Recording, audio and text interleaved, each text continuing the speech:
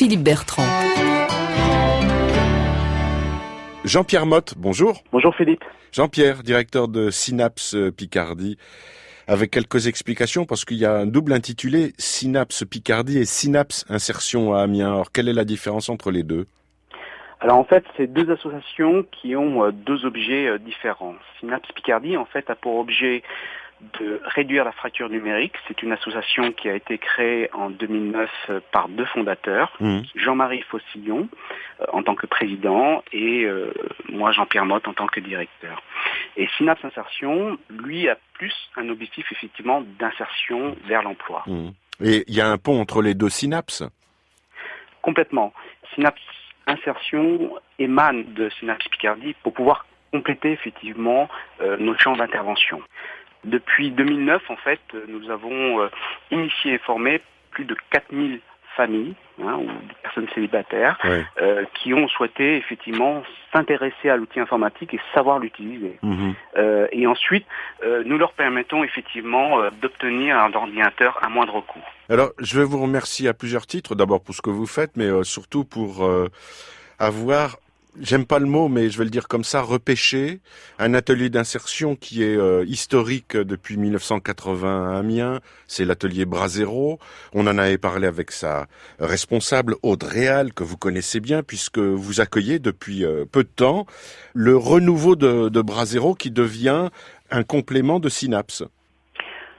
Effectivement, je n'arrivais pas à croire que cette belle structure puisse disparaître. Elle a quand même disparu, puisque le 12 avril, le tribunal de grande instance en a décidé ainsi. Mais comme je suis un homme tenace et persévérant, j'ai souhaité proposer effectivement à Jean-Louis Chenot, président de l'époque de Brasero, et Aude Réal, de reprendre ces deux activités avec partiellement l'équipe qui était au sein de Brasero. Parfois on nous reproche, Jean-Pierre, dans les carnets de campagne, de faire un état des lieux, un bilan positif des créations d'emplois, mais de rarement relater les méfaits, les pertes, les disparitions, les fermetures. C'est vrai que Brasero était emblématique de l'insertion en Picardie. Que s'est-il passé ? Là, je voudrais pas me détourner de la question, mais c'est vraiment Aude Réal qui a certainement la clé de cette réponse. Moi, en tout cas, d'un œil extérieur, je pense qu'il y avait certainement besoin un peu plus d'innovation. Et lorsque nous avons souhaité proposer ce projet des deux nouvelles activités au sein de Synapse Insertion, j'ai dû proposer avec Aude Réal un projet un peu renouveau. C'est-à-dire que notre innovation, par exemple, pour la reprise de ces activités, ça a été la création d'un showroom où on puisse customiser des meubles. Et ça, effectivement, c'est un peu plus tendance. C'était aussi de proposer vraiment toute une stratégie aussi de développement économique. Et donc, l'État, comme Amiens et Amiens Métropole, et aussi le conseil départemental, ont su comprendre notre projet déjà et ont su nous soutenir à ce moment-là. Si on avait présenté un projet identique à celui qu'avait Brasero, je pense qu'on n'aurait pas été soutenu financièrement. Vous dites en fait la vraie sauvegarde d'une entreprise d'insertion, c'est qu'elle emploie une stratégie digne d'une entreprise classique avec un espace, un showroom comme vous l'avez expliqué, avec une relation clientèle. Et c'est pas uniquement une œuvre sociale, il y a aussi une partie stratégie d'entreprise.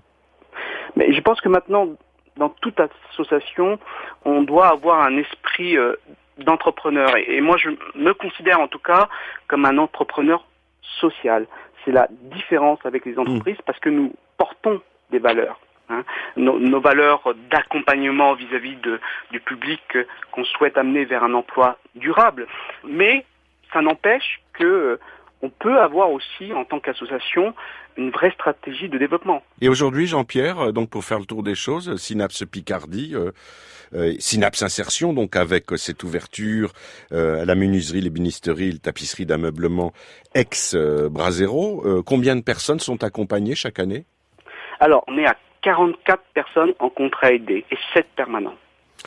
Très bien, ça s'appelle Synapse Picardie pour le site que vous allez trouver très facilement, synapsepicardie.fr, adresse qui s'affiche à franceinter.fr, page carnet de campagne, ainsi que sur notre page Facebook. Merci Jean-Pierre. Merci beaucoup Philippe.